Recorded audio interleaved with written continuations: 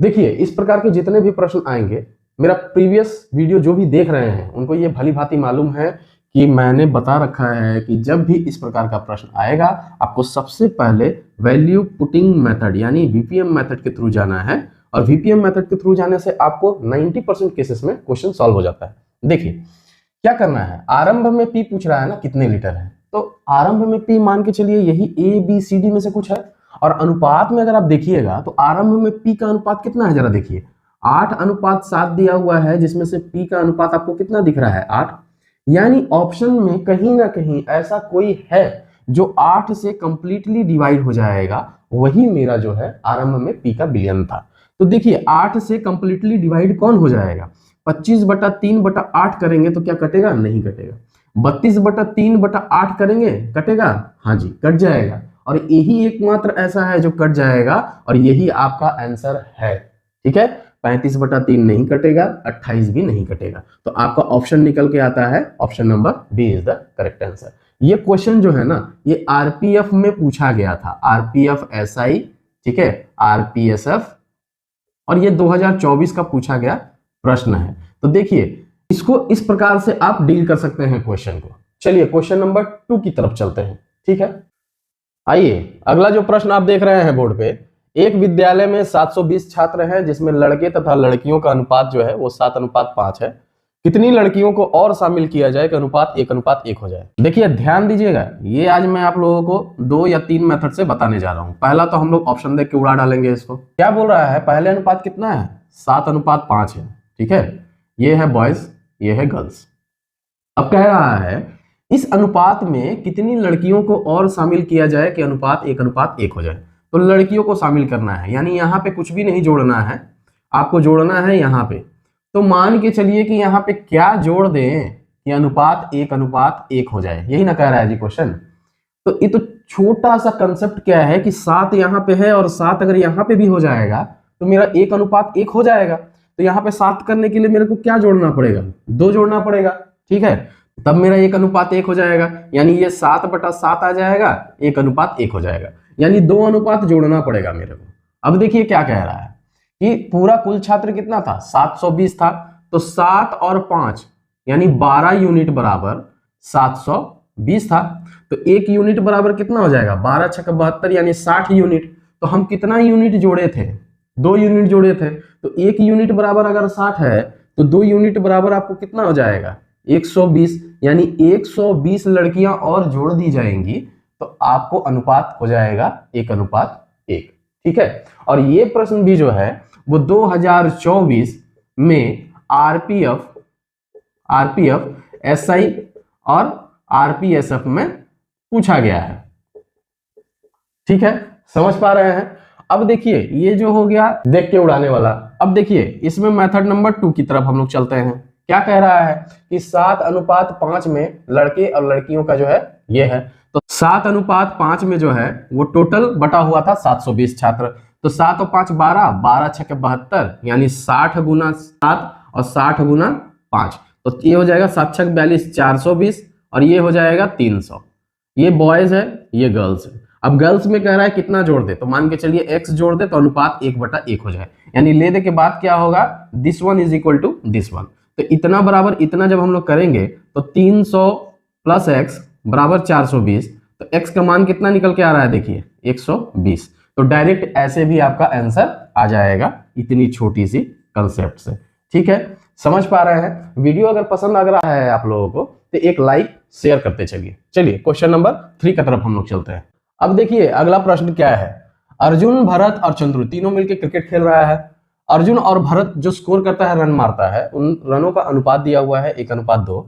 भरत और चंद्रू द्वारा 3:4 में है। अगर वे मिलकर यानी तीनों मिलकर 204 रन मारता है, ऐसा कह रहा है, तो चंद्रू और अर्जुन आपस में उन दोनों के बीच में रनों का डिफरेंसेस पूछ रहा है कि चंद्रू ने अर्जुन से कितने अधिक रन बनाए या कितने कम रन बनाए। हम ए फॉर अर्जुन मान लेते हैं, बी फॉर भरत मान लेते हैं। अर्जुन और भरत का स्कोर कितना है, अनुपात 1:2 है। इसके बाद में देखिए क्या बोल रहा है, भरत और चंद्रू का, तो भरत और चंद्रू का यानी बी और सी मान लेते हैं। क्या दिया हुआ है, 3:4। तो सबसे पहले तो इसको कंप्लीट करना है, यानी हमको ए अनुपात बी अनुपात सी निकाल के चलना है। तो 1:2 और 3:4, अब देखिए इसको आपस में मल्टीप्लाई कर दीजिए तो 3 एकम कितना हो गया 3, 3 दूनी कितना हो गया 6 और 4 दूनी 8, यानी ए बी सी का अनुपात इतना है, उनके द्वारा बनाए गए रनों का अनुपात इतना है और उन सभी के द्वारा बनाए गए रन कितने थे 240। तो देखिए 3, 6 और 8 इन तीनों को जोड़ देंगे आपस में तो हमारा 204 के बराबर हो जाएगा। तो 8 और 6 14, 14 और 3 हो गया 17। तो 17 यूनिट जो है अनुपात किसके बराबर है 204 के बराबर। तो एक यूनिट किसके बराबर हो जाएगा 204/17, ठीक है 17 एकम 17 और 17 दूनी 34, यानी एक अनुपात आपका आया 12 के बराबर। अब किसका किसका पूछ रहा था ध्यान से देखिए, चंद्रू का और अर्जुन का। तो C for Chandru, A for Arjun. 8 और 3 के बीच का पूछ रहा है कि कितना ज्यादा है कितना कम है। तो 8 में से 3 घट जाएगा कितना हो जाएगा 5, ठीक है। तो 1 अनुपात 12 के बराबर है तो 5 अनुपात किसके बराबर हो जाएगा 12 गुना 5, यानी 60 रन। चंद्रू और अर्जुन के बीच के रनों का जो डिफरेंसेस है वो 60 के बराबर है, यानी ऑप्शन नंबर सी आपका करेक्ट आंसर होगा। ठीक है, चलिए नेक्स्ट क्वेश्चन में चलते हैं। अब आइए देखिए अगला प्रश्न क्या है। एक फार्म में पुरुष और महिला अधिकारियों का अनुपात 4:7 है।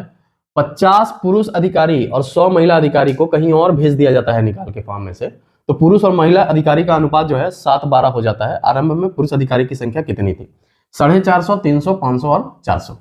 देखिए जो मेरा पिछला वीडियो देखे हैं उनको ये मालूम है कि ये जो प्रश्न है ये तो बात में घुमा के पूछ दिया, महिला अधिकारी पुरुष अधिकारी, ठीक है, एक ग्रुप दूसरा ग्रुप, लेकिन ले देखे निचोड़ क्या है, निचोड़ देखिए क्या है। अगर नॉर्मल हम समझे इस क्वेश्चन को तो आरंभ में कोई अनुपात था 4:7, पहला में से 50 निकाल दिया जाता है, दूसरा में 100 निकाल दिया जाता है, तो अनुपात हो जाता है 7:12।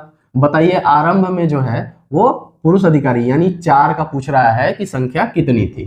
तो यहाँ पे समझने वाला बात क्या है ना कि ले दे के कंसेप्ट कहाँ आ रहा है। आरंभ में देखिए 4:7 था और कितना हो जाता है 7:12 हो जाता है।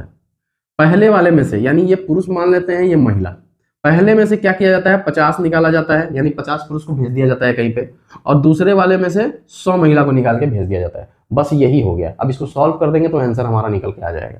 देखिए इसको क्रॉस मल्टीप्लाई कीजिए, इसको भी क्रॉस मल्टीप्लाई कीजिए। 12 चौके 48, 7 7 49, तो 49 में से 48 जाएगा तो 1 बचेगा। अब देखिए 100 गुना 7, यानी देखिए यहाँ पे क्या हो जाएगा -700, और यहाँ पे देखिए माइनस ऑलरेडी बीच में है और एक माइनस बीच में लगता है ना, यहाँ पे हम लोग माइनस किए थे ना 49 -48 किए थे, तो ये माइनस आता है ना बीच में, तो ये माइनस और माइनस मिलकर क्या हो गया प्लस। अब 50 गुना 12 कितना हो जाएगा 12 गुना 50 यानी 600। अब देखिए 700 में से 600 जाएगा कितना बचेगा 100, और याद रखिएगा ये जितना भी माइनस प्लस आए इससे कोई मतलब नहीं है, ये निकल के हमको पॉजिटिव ही लेना है। अब इस वाले संख्या को इस वाले संख्या से डिवाइड करेंगे तो कितना हो जाएगा 100 ही आएगा। अब ये जो 100 आता है ना यही मेरा x का वैल्यू है। अब थोड़ा सा कंसेप्ट यहाँ पे भी हम आपको दे देते हैं, ठीक है, ध्यान देके सुनिएगा। और यही जो x का वैल्यू आएगा इसी को हम लोग जब भी बनाएंगे इन फ्यूचर में अनुपात और समानुपात, तो याद रखिएगा इस तरीके से भी इसका HCF निकाला जाता है, ठीक है। अब देखिए इस 100 को हम किससे मल्टीप्लाई कर देंगे 4 से और 7 से, तो हमारा निकल जाएगा कि आरंभ में पुरुष और महिला अधिकारियों की संख्या कितनी थी। तो पुरुष अधिकारी की संख्या कितनी थी 400 और महिला अधिकारी की संख्या कितनी थी 700। तो यही हो गया इसका आंसर, यानी 400 ऑप्शन में कहां दिख रहा है आपको ऑप्शन नंबर डी, ये इसका करेक्ट आंसर होगा। जितना भी इस प्रकार का प्रश्न आएगा आपको मिला मिला के पूछेगा, पुरुष महिला अधिकारी, कभी कुछ और दे दिया, ठीक है, ग्रुप के बारे में कभी बोल दिया, कभी लड़की और लड़का पूछ दिया, ठीक है, तो आपको उसमें घबराना नहीं है, आपको यही पैटर्न लेके चलना है और इसी पैटर्न से सारा क्वेश्चन खत्म हो जाएगा। मैं कुछ अलग नहीं बता रहा हूं, एक ही टाइप एक ही कंसेप्ट बता रहा हूं और उसी कंसेप्ट से आपका सारा का सारा क्वेश्चन डील होगा। तो चलिए चलते हैं नेक्स्ट प्रश्न की तरफ। अब आइए देखिए जरा, ये पार्टी से रिलेटेड प्रश्न पूछा है। राम जी ने अपने जन्मदिन की पार्टी में 7:6 के अनुपात में पुरुष और महिलाओं को आमंत्रित किया है। यदि पार्टी में आने वाले पुरुषों की संख्या 56 थी तो पार्टी में शामिल होने वाले मेहमानों की कुल संख्या, मेहमानों की कुल संख्या मतलब पुरुष और महिला दोनों का आपसे जोड़ के पूछ रहा है कि कुल कितनी थी, ठीक है। तो कुल कितनी थी, अनुपात है 7 और 6, तो कुल कितना हो जाएगा 13। अब देखिए हमारा पिछला वीडियो जो भी देखे हैं उनको मालूम है कि जो भी मेहमानों की कुल संख्या होगी, ठीक है, या फिर पुरुषों और महिलाओं की कुल संख्या जो भी होगी वो उनके अनुपात के योग से हमेशा डिवाइड होगा। ये छोटा सा कंसेप्ट दिमाग में रखिएगा और आपका क्वेश्चन उड़ जाएगा। देखिए यानी यहाँ पे जोड़ के दिया हुआ है कुल मेहमानों की संख्या और हमारे पास में अनुपात दिया हुआ है 7:6 जो कि जोड़ के आया है 13। तो कुल संख्या को हम अनुपात के योग से डिवाइड कर देंगे तो हमारा आंसर निकल जाएगा। तो देखिए ऑप्शन में कौन सा 13 से डिवाइड होता है, क्या 13 48 को डिवाइड कर पाएगा? नहीं कर पाएगा। क्या 13 104 को डिवाइड कर पाएगा? बिल्कुल कर पाएगा। 13 गुना 8 जब आप कीजिएगा तो 13 8 होता है 104। तो ऑप्शन नंबर बी आपका करेक्ट आंसर है। यहीं पे क्वेश्चन जो है आपका खत्म हो गया। देखिए, आपको डील करने का बहुत सारा तरीका है, लेकिन मैं जो तरीका आपको बताऊंगा वो मेरे हिसाब से कोई नहीं बताएगा आपको, ठीक है। अब देखिए, मेथड नंबर 2 भी जान लीजिए इसका कैसे डील करेंगे। और जो नए बच्चे हैं वो भी सोचेंगे ना कि इतना बड़ा प्रश्न है, इसमें और किस तरीके से डील किया जा सकता है। देखिए, मेथड नंबर 2 क्या है? पुरुषों की संख्या आपको बोली थी 56, ठीक। पुरुषों की संख्या 56 है और यहाँ पे देखिए 7:6 में पुरुष की संख्या कितनी है? 7, यानी 7 यूनिट बराबर, 7 यूनिट या 7 अनुपात बोल दीजिए। 7 अनुपात बराबर कितना है आपको? 56।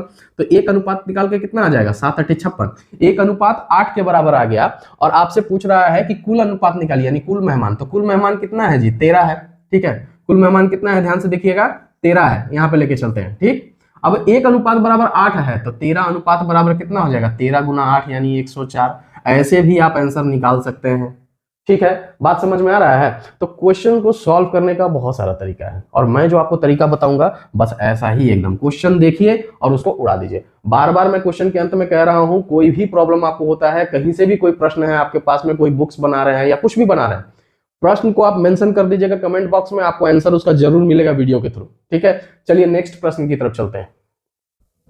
आइए, अनुपात और समानुपात का अगला ये जो प्रश्न है, ये एलसीएम और एचसीएफ से मिक्स करके दिया हुआ है। बहुत ही सुंदर प्रश्न है, क्वेश्चन पूछा गया है और आगे भी पूछने का चांसेस है। देखिए, एलसीएम और एचसीएफ जो है, इसका रिलेशन आपस में दिया गया है क्या कि एलसीएम जो है वो 28 गुना ऑफ एचसीएफ है।